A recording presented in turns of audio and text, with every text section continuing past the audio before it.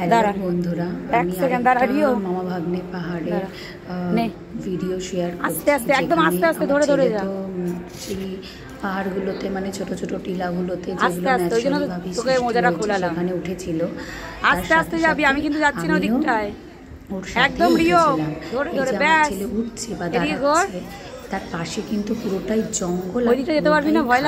সেখানে কোনো রকম ভাবে কেউ যদি ডিসব্যালেন্স হয়ে যায় তাহলে কিন্তু বাঁচার কোনো সম্ভাবনা নেই, কেন পুরোটাই খাদ।